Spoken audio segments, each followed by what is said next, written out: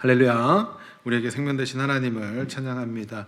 우리 지난 시간에는 에베소서 5장 말씀을 통해서 하나님의 언약의 백성인 성도들의 가정에 대한 이야기를 나눴어요.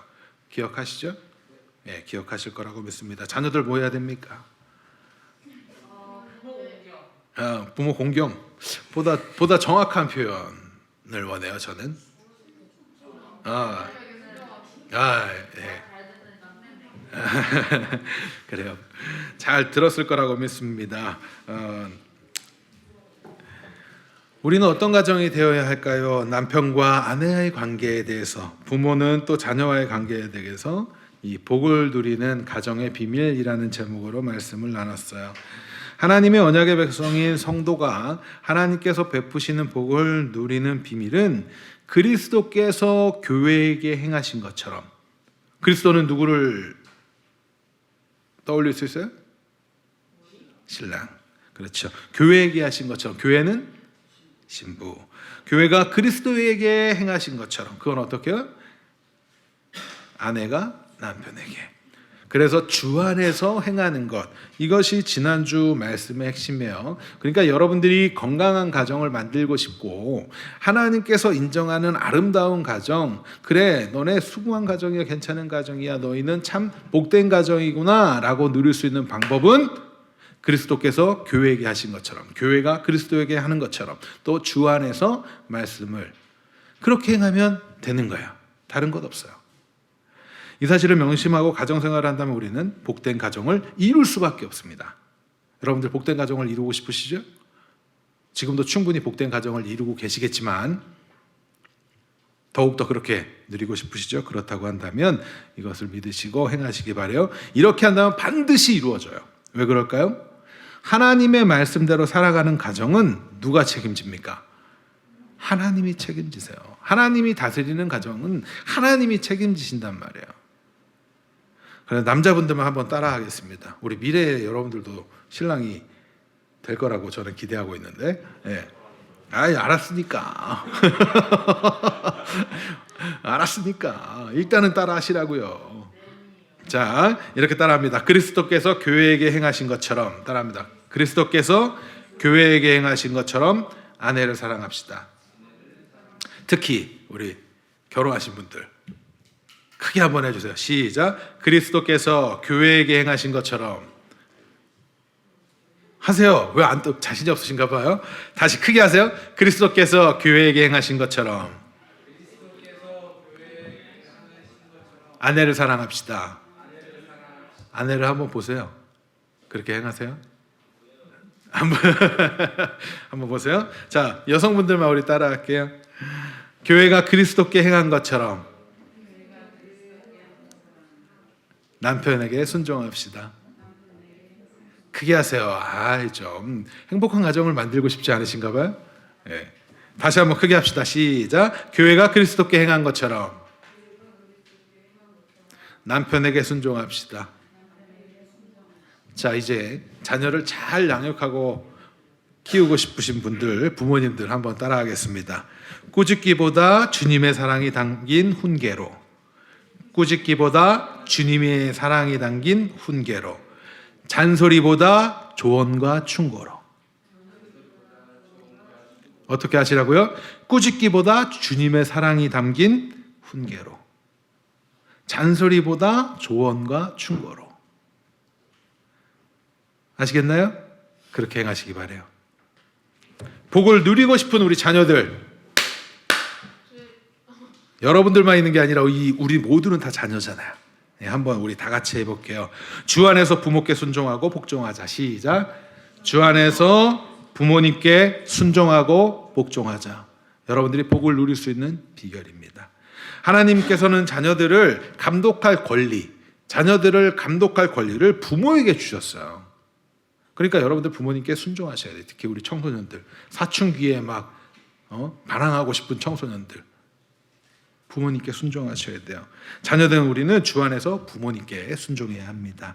우리가 이러한 삶을 살아간다면 우리의 가정에 때때로 닥쳐오는 그 힘들고 괴롭고 어려운 일을 만난다 할지라도 하나님께서 보호하시고 책임지시고 흐뭇해하시는 가정, 건강하고 복된 가정이 될 줄 믿으시고 반드시 여러분들 실천하시기 바랍니다. 해보시는 거예요.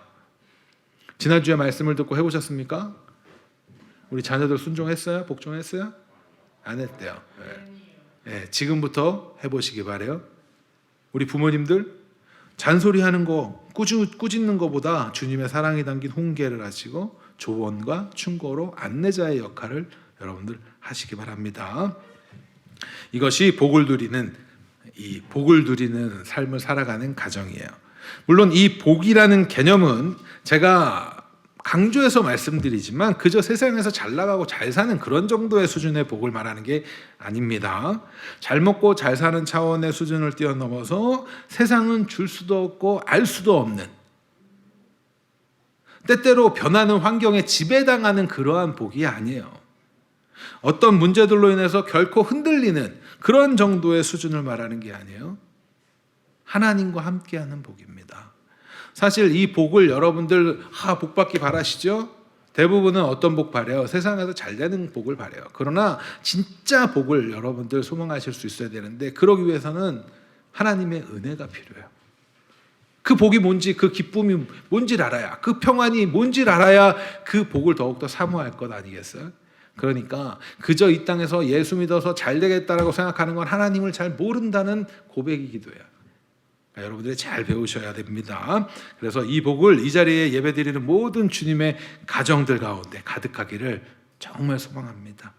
이렇게 복을 누리고 복을 받고 누리는 가정이 되기 위해서 우리는 그러면 어떻게 해야 돼요? 하나님의 말씀을 잘 배워야 되죠. 잘 배워야 돼요.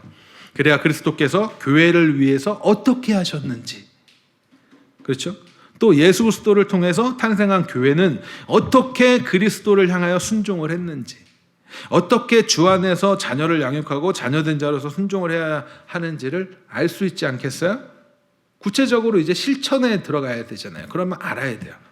그래서 이제 우리가 다시금 창세기 말씀으로 돌아가서 배워나갈 거란 말이에요. 그러니까 잘 배우세요. 2주 전에 우리는 이 창세기 2장 말씀을 통해서 언약에 관련된 설명을 했어요. 기억하시겠지만 모든 성경은 언약으로 되어 있어요. 언약. 좀 쉽게 말하면 약속으로 되어 있단 말이에요. 약속. 비록 각 구절들이 언약이라는 표현을 직접적으로 사용하지 않는다고 할지라도 성경의 어느 한 구절도 언약적이지 않는 성경은 없어요. 여러분들 그것을 잘 명심하셔야 돼요. 성경은 어느 한 구절도 언약적이지 않은 구절이 없어요. 왜 그래요? 그 언약을 이뤄가는 가정 속에 사건 사고들이 있고 그 말들이 있고 내용들이 있기 때문에 그래요. 그래서 이런 언약적인 관점에서 성경을 읽어나가는 것, 구속사를 이뤄 가시는 방법이 뭐라고 그랬습니까? 하나님께서 언약을 맺으시는 거잖아요. 그래서 그 언약을 이루어 가신단 말이에요. 그래서 우리는 이 신실하게 언약을 이뤄 가신 하나님을 성경을 통해서 만나게 되면 정말 복이 무엇인지를 더욱더 느끼겠죠. 그 하나님이 어떤 분인지를 알면. 따라서 성경을 바르게 이해하고 알기 위해서는 언약에 관해서 확실하게 정리하고 있어야 됩니다. 성경에 나타나는 하나님의 모든 언약은요, 하나님께서 하나님의 백성과 관계를 맺으시는 방법이에요. 그렇죠? 하나님이 찾아오셔서 그에게 관계를 맺으실 때 약속을 해주신단 말이에요.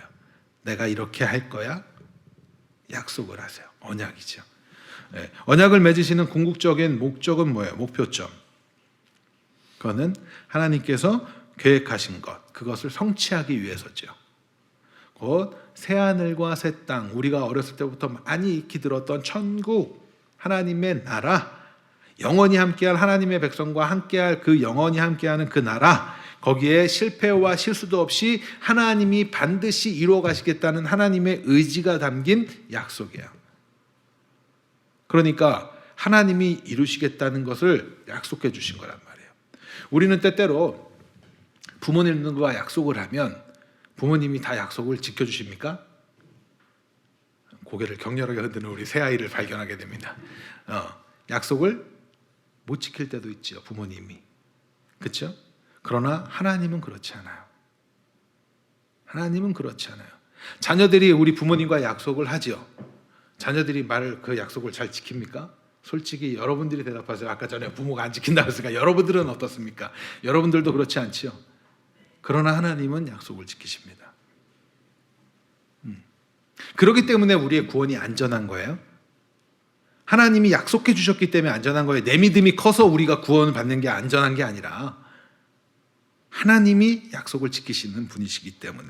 그래서 이 영원한 생명을 주시기 위하여서 하나님이 행하시는 방법이 언약이고, 그 안에 하나님의 놀라운 지혜와 하나님의 의지가 담겨져 있는 방식이 바로 언약이에요. 이해가 되시죠? 따라서 언약은 하나님께서 우리에게 복을 베풀어 주시는 그러한 근거가 돼요. 왜? 약속하셨기 때문에 하나님 복을 베푸시는 거예요. 하나님의 아주 세심한 배려인 거죠. 이해가 되시죠? 여기까지 정리하면 이렇습니다. 하나님께서는 하나님과 하나님의 백성이 함께하는 그 나라, 다른 말로 천국, 거기서 누리는 건 뭐예요? 영생. 그렇죠? 그 영원히 함께 하시기 위한 방법, 그것을 이루시기 위해서 언약을 세우셨고, 그 언약을 지키심으로 그 나라는 완성되는 거예요. 아시겠죠? 그렇다면 언약이 오늘 본문 안에서는 어떤 모습으로 나타날까요? 창세기 3장 안에서. 여러분들이 잘 아는 것처럼 창세기 3장은 어떤 사건이 딱 드러나는 사건이에요? 선악과 모금 사건. 그죠? 선악을 알게 하는 나무의 실과를 먹고 범죄한 사건. 그 죄가 딱 드러나는 이제 사건이 기록된 장면이에요. 오늘 본문에서도 역시 언약이라는 단어는 직접적으로 기록되어 있지 않지만 그 내용을 살펴보면 성경 전체가 언약적인 관점에서 기록되고 있다는 사실이 담겨져 있다는 점을 알 수 있어요. 창세기 3장을 아는 것은 사실 매우 중요해요. 왜 그러냐 하면 이 앞에 창세기에 나오는 내용들이 점점 반복적이고 점진적이고 좀 더 이렇게 직접적으로 표시가 되면서 한 곳을 향해서 쭉 성경이 기록되고 있기 때문에 그래요. 그럼 앞의 내용을 잘 여러분들이 알고 있으면 뒤에 성경을 읽어가면 아, 이래서 이런 게 있구나 이러면서 알아갈 수 있겠죠. 그러니까 여러분들 창세기를 잘 배우셔야 되는 거예요. 자, 하나님께서는 창세기 2장에서 아담과 직접적으로 언약을 세우셨습니다. 그게 뭐예요? 이때도 물론 언약이라는 단어가 직접적으로 세워지지 않았어요. 그러나 어떻게 우리가 했는지 알 수 있죠. 하나님이 어떻게 하셨어요? 아담에게 2장에서. 그렇죠. 네, 창세기 2장 16절 17절 같이 읽겠습니다. 같이 읽습니다. 시작. 여호와 하나님이 그 사람에게 명하여 이르시되 뭐라고요?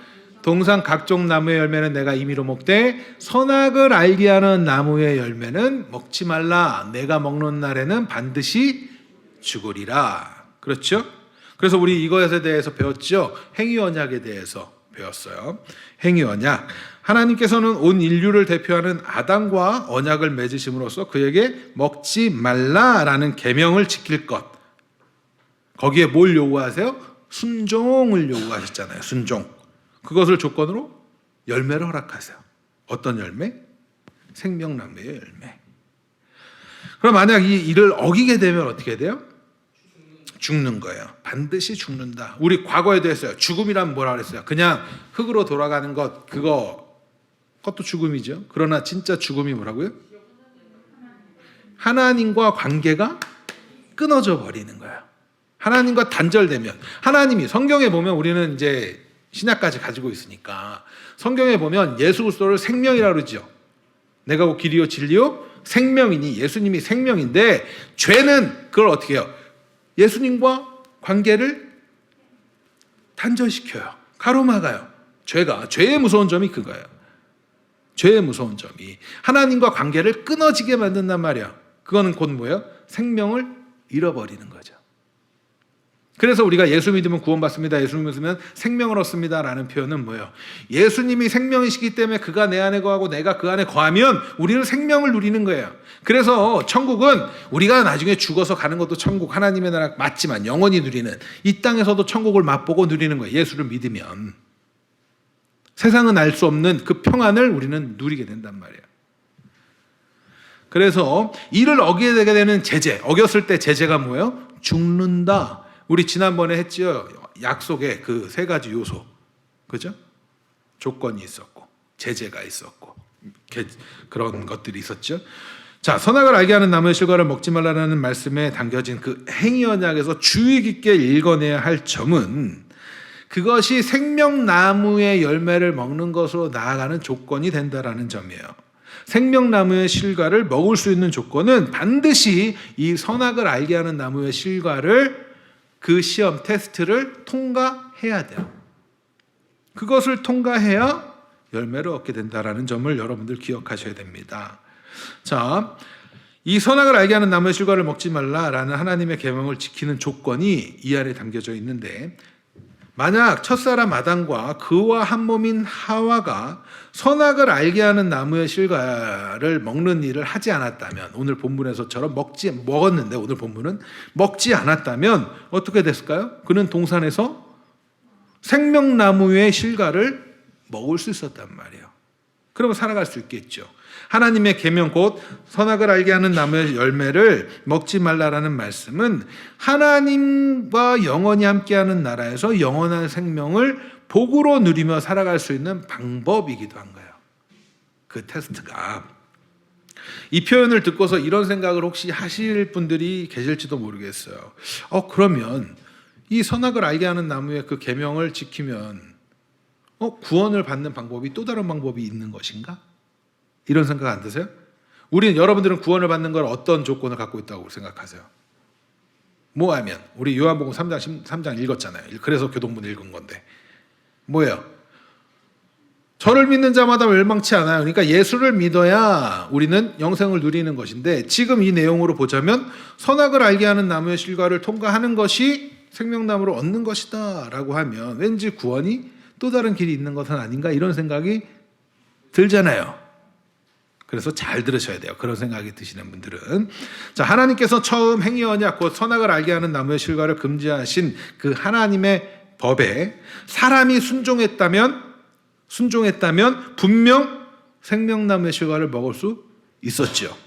자, 그렇다면 구원의 방식이 바뀐 걸까? 그거를 이제 우리가 찾아가 보는 거예요. 자, 오늘 본문 22절을 같이 읽겠습니다. 본문 22절. 여러분들 크게 읽어주세요.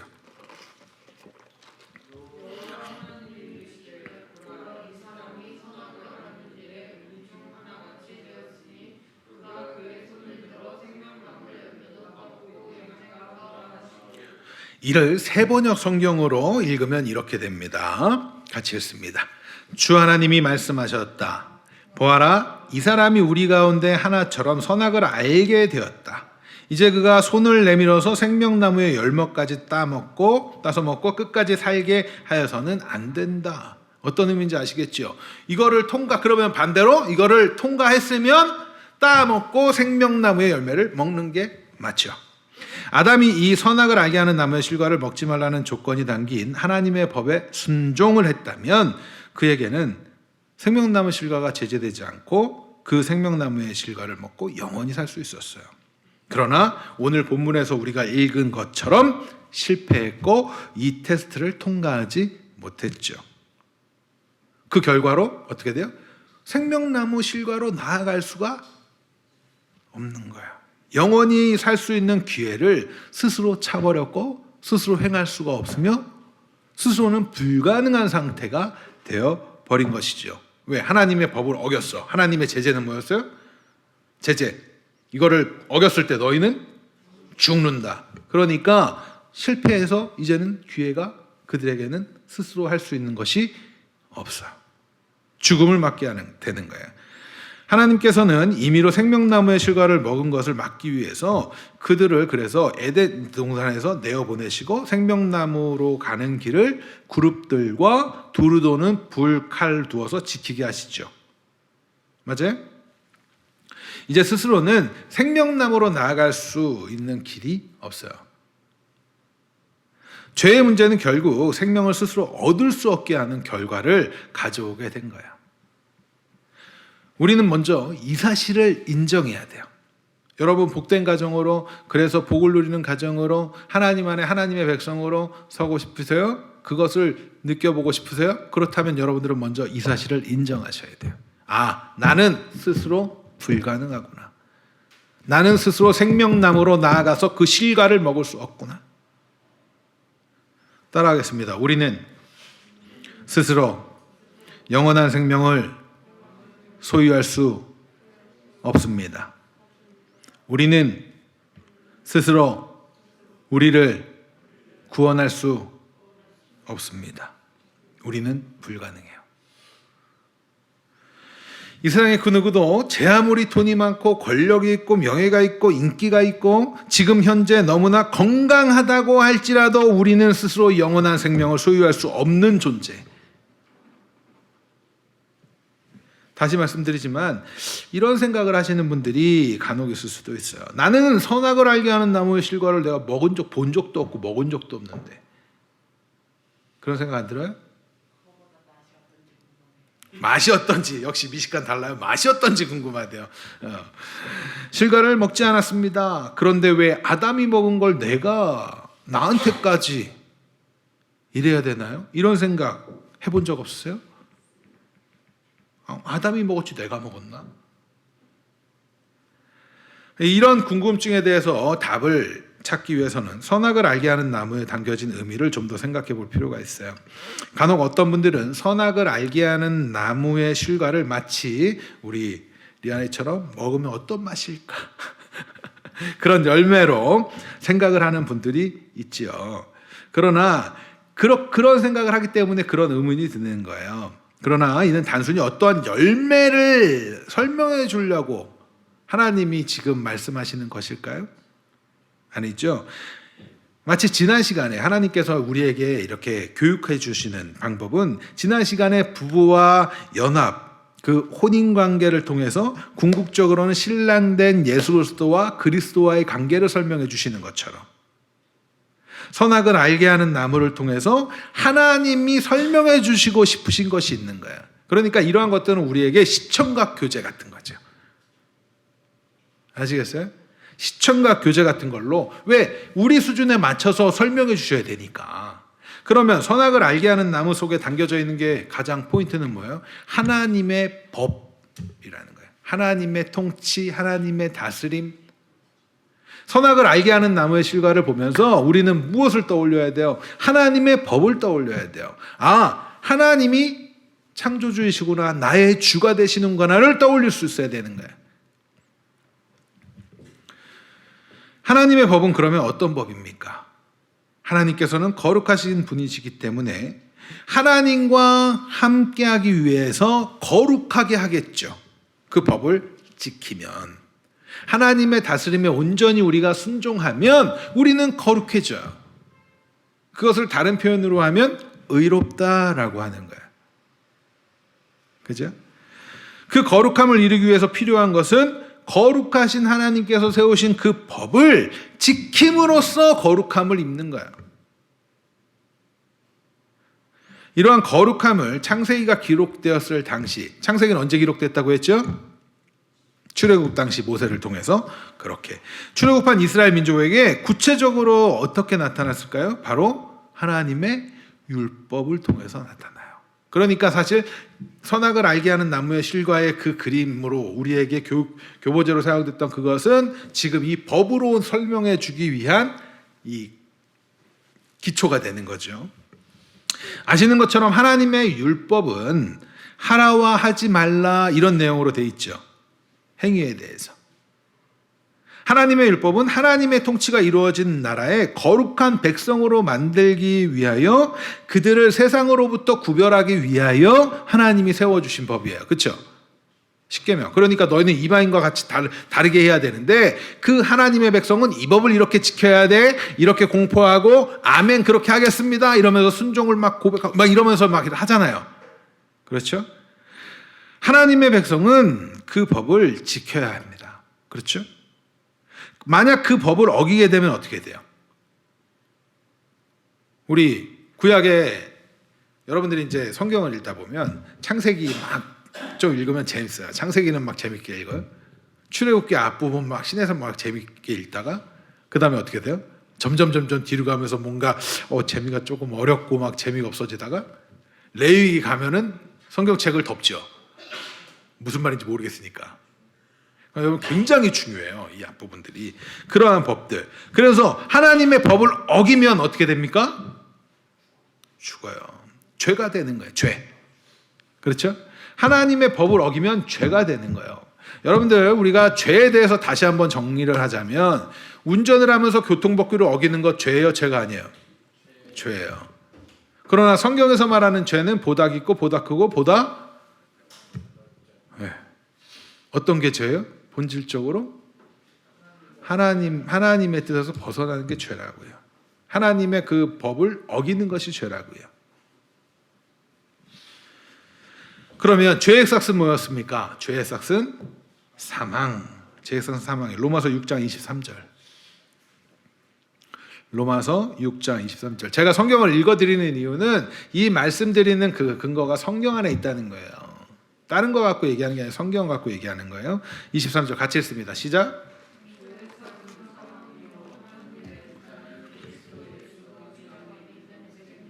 아멘.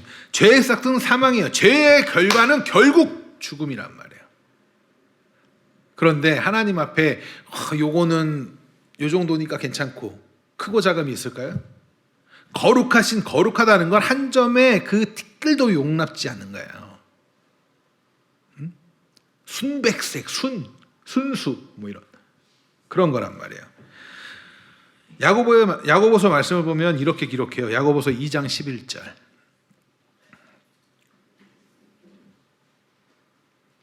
같이 했습니다. 시작. 간음하지 말라 하시니가 또한 살인하지 말라 하셨은즉 내가 비록 간음하지 아니하여도 살인하면 율법을 범한 자가 되느니라. 무슨 말이야? 이제 이거 내가 안 줬다고 해서 이 항목 지켰다고 해서 내가 이거 안 지키면 똑같이 너는 죄인이야. 이 얘기하는 거잖아요. 그렇죠? 네. 이거 지켰다고 나는 이거 지켰으니까 괜찮은 사람 이렇게 생각하면 안 돼요. 우리는 하나 어기면 다 어기는 거야. 하나님의 법은 그렇게 거룩하신 분이에요. 여러분들 하나님의 율법을 모두 지킬 자신이 있으신가요? 법이 뭔지 모르는데 이 법을 읽어봤어야지 그걸 지키지 안 지킬지 알지. 하다못해 그러면 부모에게 공경하고 있습니까? 아니죠. 십계명에 있을까요? 없을까요? 있어요. 이미 그러니까 우리는 여기서 이 답을 알 수 있겠죠. 뭘 알 수 있어요? 내가 선악을 알게 하는 나무의 실과를 따먹은 자들이구나를 알 수 있는 거예요. 여러분들 옆 사람을 보면서 부러워한 적 있으신가요? 여러분들 친구나 주변에 어떤 사람 아니면 좀 더 잘 나가는 사람, 나보다 공부를 잘하는 사람 등등등 막 어떤 사람들을 부러워한 적 있으세요? 딱히 없어요? 있는 사람도 있죠. 저 사람 거 내가 저 좋은 거 가지고 있으면 아이패드가 나는 있는데 저 사람은 아이패드 프로야 막 이러면 그런 거 부러워한 적 딱히. 그러면 우리 리안이가 딱 걸리면 저 사람 맛있는 거 먹으면 나도 그 맛있는 거. 자, 우리가 남의 것을 탐하는 거 성경에 있을까요? 십계명에도 있어요. 예수님은 더한 거를 요구하시죠. 마음으로 품는 것까지도 그거는 죄라고 얘기하세요. 그러니까 우리는 선악을 알게 하는 나무의 실과를 먹은 자입니까? 안 먹은 자입니까? 여러분들 남들 부러워하는 것도 우리 부모님이 저 집 부모님처럼 이렇게 해줬으면 내 자식이 저 집 자식처럼 이렇게만 했어도 또 저 사람은 좋은 거 갖고 있는 이런 거 하는 것마저도 우리는 죄일 수 있어요.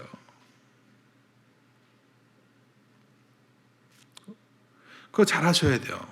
그냥 욕구가 단순히 나의 욕구에서 끝나는 것이 아니라 그렇게 남의 것을 탐하게 되고 하는 것도 마음으로 품는 음욕도 길 가다가 특히 남성분들 길 가다가 예쁜 여성 보면은 마음으로 음욕이 드는 거 그거 성경은 간음했다고 얘기한다고.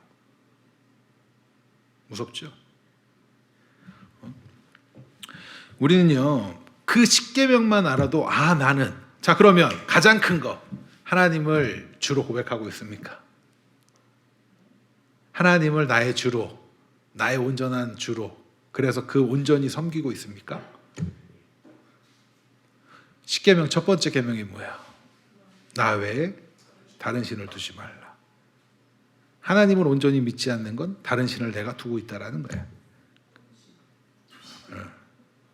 그게 벌써 다 그러고 있는 거예요. 우리 선악을 알게 하는 나무의 실과 따먹은 자입니까? 아닙니까? 우리 먹은 사람들이에요. 아담만 그래서 욕할 게 없단 말이에요. 내가 그 사람이니까. 아담이라는 말이 어떤 말이라고 했어요? 사람, 흙, 사람이란 말이에요. 그러니까 사람을 대표해서 지금 아담이 모델로 우리에게 보여주고 있는 거예요. 바로 그 아담 나예요, 나. 우리예요, 우리. 우리가 나무의 실과를 먹음으로써 하나님의 말씀에 순종하지 못한 것과 동일한 것은 바로 율법을 어기는 행위예요. 이 세상에 태어난 모든 인류는 아담처럼 하나님의 법을 어긴 자들입니다. 행위 언약의 조건, 그거는 선악을 알게 하는 나무의 실과를 먹지 말라라는 하나님의 요구를 순종하지 못하는 것인데 우리는 그런 자들이라고요. 그렇기 때문에 제 아무리 100세 시대가 되고 의학기술이 발전한다 하더라도 인간이 100세의 수명을 누린다고 할지라도 영원을 살 수 없지요. 그렇죠? 하나님께서는 창세기에서 하나님의 법을 선악을 알게 하는 나무의 실과를 먹지 말라라는 시청각 교재를 사용하셔서 이 사실을 우리에게 반복적으로 계속 알려주세요. 그러니까 우리는 가능하다, 불가능하다. 우리는 불가능하다. 나는 죄인이다, 죄인이 아니다. 나는 죄인이다. 아시겠어요? 그리고 그것을 출애굽에서 보다 자세하게 율법을 통해서 체감하고 구체적으로 알려주시는 거예요. 그러니까 단순히 우리는 선악을 알게 하는 나무의 실과 그렇다고 해서 막 사과같이 그림을 상상해 놓고 그거 따먹는 정도의 수준으로 생각할 것이 아니라 하나님의 통치의 방법이며 법이 담겨져 있다라는 생각을 이어져서 해야 되는 거예요. 우리는 하나님의 언약의 조건을 지키지 못한 존재임을 인정하고 그래서 스스로는 생명나무의 실과를 먹을 수 없는 상태에 빠져버린 그런 것을 우리가 인정해야 돼요. 깊이 깨달아야 돼요. 자, 그렇다면 행위 언약의 한 당사자로서 사람이 실패했기 때문에 언약은 하나님이 찾아오셔서 아담과 맺으셨어요. 그렇죠? 행위 언약을. 그런데 사람이 실패했어요.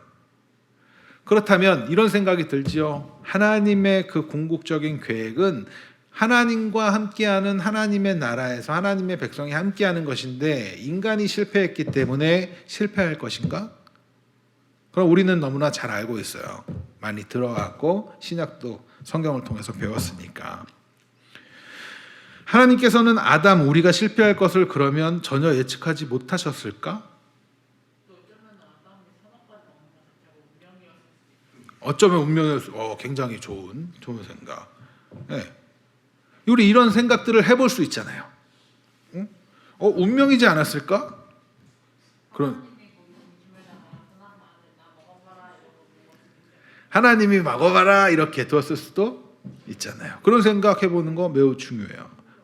자, 그러면 한번 생각해보세요. 하나님이 왜 굳이 동산 중앙에 두셨을까? 잘 보이게 하라고. 빨리 보고 빨리 따먹으라고? 유혹하기 위해서? 그러나 하나님은 죄를 짓게 하실까요? 그러면? 하나님의 법을 어기도록 하나님이 막 그렇게 장치를 해놓을까요? 그러면 보세요. 이런 게 굉장히 신학적인 논쟁이 있었어요. 이 굉장히 중요한 문제. 왜 그래요? 그러면 하나님이 죄의 조종자가 되잖아요. 죄를 만들어내신 분이 된단 말이에요. 굉장히 중요한 건데 이단이 주장을 하게 돼가지고 네. 하나님은 죄의 조종자가 되지 않습니다. 하나님은 먹도록 부추기지 않았어요. 분명히 성경에도 누가 먹도록 유혹해요? 뱀이, 사단이 한단 말이에요. 그렇죠? 하나님은 그럼에도 불구하고 왜 동산 중앙에 두셨어요? 하나님의 법을 보면서 이것을 통해서 선악을 알게 하는 나무의 실과를 통과해 생명나무로 나아가는 길이 있음을, 생명을 볼 수 있는 배려를 하나님 해주신 건데, 그런 것인데 인간은 그 말씀을 어기죠. 뱀의 유혹에 빠져서 어기게 돼요. 그럼 하나님은 먹을 걸 모르셨을까? 아셨겠죠. 그럼에도 왜 막지 않으셨을까? 이거를 답변 못하면 설교를 다시 해야 됩니다. 왜냐하면 지지난주에 제가 했기 때문에. 왜요? 인간을 그렇게 특별한 대우를 해주시는 거예요. 자율성에. 자유의지를 허락하셨단 말이에요. 하나님은 우리 자발적으로 우리도 반응하길 원하세요. 로봇처럼 만드시는 게 아니라고. 그냥 로봇처럼 하시는 것이 아니라 정말 하나님처럼 자유하게 하나님과 사랑하길 원하세요. 우리를 그렇게 대우해 주신다고. 우리 티끌에 불과한 우리를. 얼마나 여러분들이 하나님 앞에 존귀한 존재인데. 그럼 하나님의 계획은 인간의 실패로 실패할 것인가? 우리는 알고 있어요. 그렇지 않다는 건. 그러면 하나님께서는 어떻게 하실까요? 하나님께서 은혜를 베푸셔야겠죠. 만약 하나님이 실패도 생각하지 못하시는 분이고 어떠한 대안도 없으신 분이라고 한다면 우리는 그 하나님을 믿을 필요가 없어요. 하나님도 우리처럼 실수하고 실패한다면, 그리고 하물며 모든 계획을 인간에게 맡기고 있는 존재일 뿐이라면 우리 그 하나님 믿을 필요 없지요. 우리의 삶은 불안할 거야. 왜? 우리가 모든 걸 책임져야 되니까. 그런데 하나님은 그러한 정도의 수준이 아니에요. 하나님은 우리보다 크고 우리보다 넓으시고 뛰어나신 분이에요. 위대하신 분이에요. 하나님은 우리에게 계획을 반드시 이루어 가시는데 약속을 하셨다고 그랬어요. 그리고 그 계획은 실패 없이 하신다고 그랬어요. 그러면 어떤 게 필요할까? 인간은 실패했어요. 그러나 하나님은 실패하지 않아요. 그러기 위해서 행하시는 것이 바로 뭐예요? 하나님이 은혜를 베푸시는 거예요. 하나님이 덮으시는 거예요. 하나님이 행하시는 거예요. 앞서 행위형 언약은 스스로 하나님의 법을 지켜야 하는 순종이 조건이었어요. 그렇죠?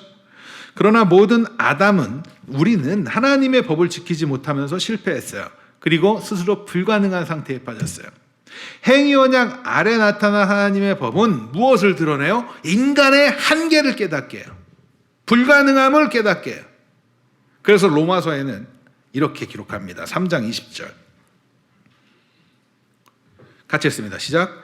그러므로 율법의 행위로는 그의 앞에 의롭다 하심을 얻을 육체가 없나니 율법으로는 뭐를 깨달아? 죄를 깨달아. 그러니까 하나님의 크신 계획 속에서는 너희 의지로 지켜라가 우리에게 던져지지만 하나님의 계획 속에서는 뭐가 있어요? 죄를 깨닫게 함이 있어요. 율법으로는 죄를 깨달아요. 이것을 보면서 나는 죄를 깨닫는 건 나는 불가능하다는 걸 알게 되는 거예요. 그럼 뭘 알아요? 도움이 필요해. 우리가 물에 빠졌어요. 물에 빠져서 막 허우적거리면서 뭐예요? 살려주세요. 그럼 뭘 하는 거예요? 내가 지금 꼴딱꼴딱 죽을 것 같으니까 도움을 요청하는 거예요.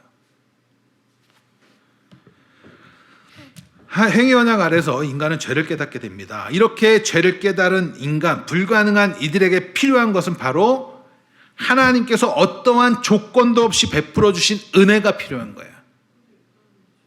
그래서 여러분들이 알아야 할 것은 뭡니까? 앞서 나는 죄인입니다. 나는 불가능합니다를 인정하라는 거예요. 그래야 하나님의 은혜가 필요함을 알아가요. 하나님의 우리를 이렇게 이끌어 가시는 방식이에요. 하나님께서는 이를 알게 하시고 깨닫게 하시기 위해서 택하신 이들에게 더 좋은 언약을 맺으세요. 하나님께서는 율법이 나쁜 거예요? 나쁜 것 아니에요. 율법 좋은 거예요. 그거보다 더 좋은 거 하나님이 우리에게 약속하시죠. 마치 첫 창조 잘못된 거예요? 나쁜 거예요? 그렇지 않아요. 좋은 거예요. 그런데 그거보다 더 좋은 새 창조가 있었죠. 우리 독초하는 거 그거 설명하면서 제가 하나님의 그 방식 설명해 드렸잖아요. 하나님의 형상으로 지음받았으나 더 좋은 새로운 피조물로 만들어져 가는 것처럼 독초하는 것보다 둘이 더 좋아. 둘이 하나가 되는 것이 더 좋은 것처럼 하나님께서는 실패한 인류와 언약을 맺으세요. 그것이 바로 은혜의 언약이에요. 어떠한 조건을 제시하지 않으시고 하나님이 행하시는 은혜 언약이란 행위 언약과 차이가 있어요. 행위 언약에서는 그 법을 지켜 행하는 언약의 당사자의 인간의 순종이 요구돼요. 그러나 은혜 언약은 하나님의 일방적인 은혜예요. 일방적으로 베풀어 주세요. 창세기 3장 15절 말씀 한번 읽어볼까요? 같이 읽습니다. 시작. 내가 너로 여자와 원수가 되게 하고 내 후손도 여자와 후손과 원수가 되게 하리니 여자의 후손은 내 머리를 상하게 할 것이요 너는 그의 발꿈치를 상하게 할 것이라 하시고. 자, 이 부분을 우리는 원시복음이라고 하죠. 제가 과거에 몇 년 전에 설교했었어요. 이 부분 하나님께서 지금 누구에게 선포하시는 부분인가요? 역시 통역이 똘똘해요.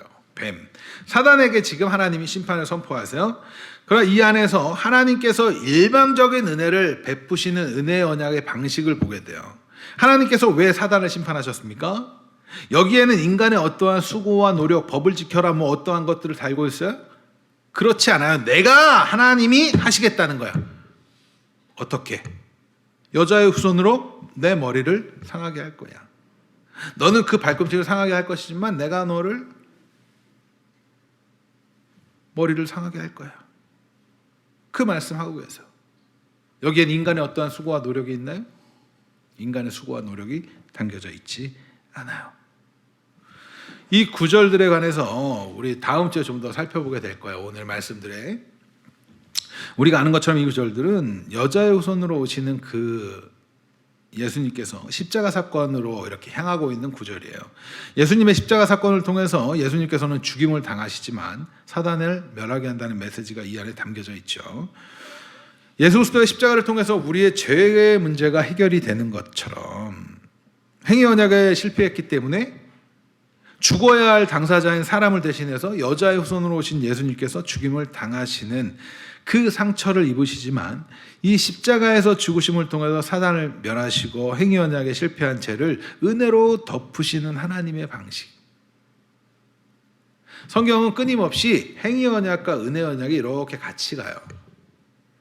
물론 행위 언약 안에서도 크게 보면 하나님의 은혜 가운데 던져져 있어요. 그러나 이렇게 행하세요. 간혹 말씀드리지만 예수님께서는 율법 아래 오셨습니다. 어디 아래 오셨어요? 예수님은 구약 시대에 오셨나요? 신약 시대에 오셨나요? 구약하고 신약 중간. 우리가 구약 시대에 오셨다는 건 하나님의 율법 아래 오셨다는 표현이에요.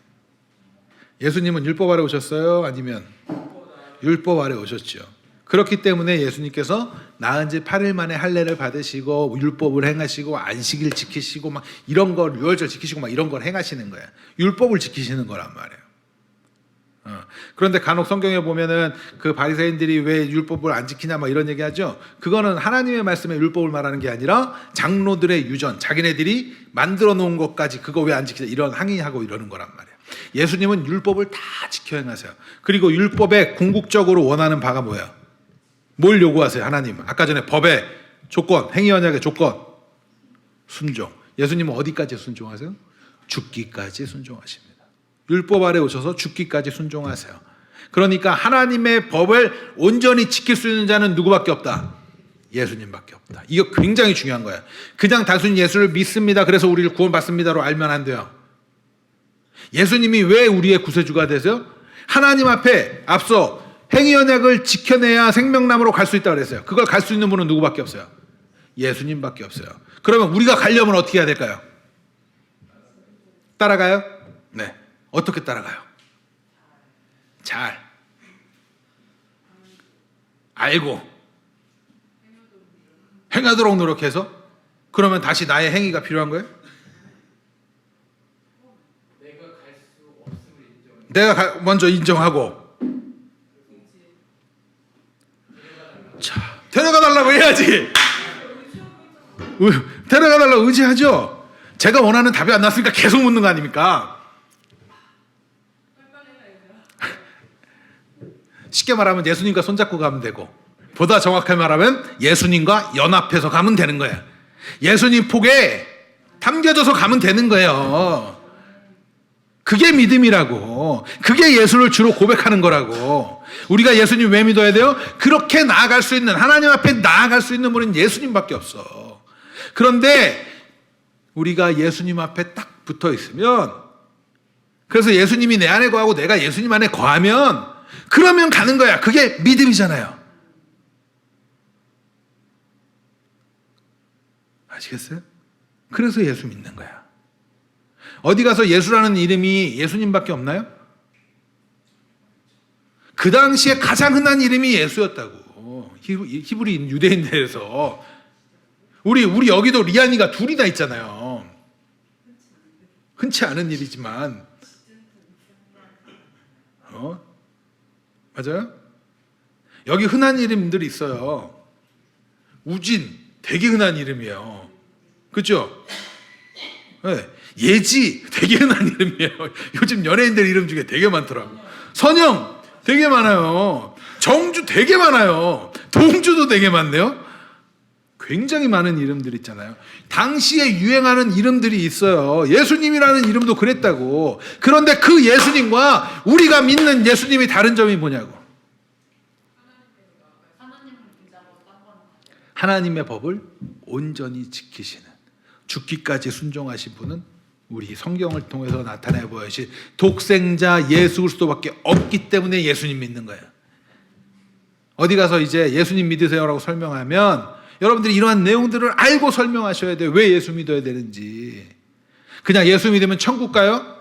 나는 천국이 좋은지 안 좋은지도 모르는데 그거 왜? 이러면 뭐라고 그럴 거냐고. 왜 예수님이 우리의 구세주가 되느냐고 물어보면 뭐라고 얘기하실 거냐고.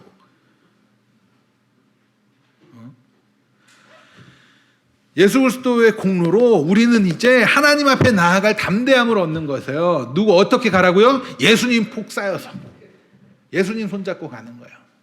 프리패스. 누가?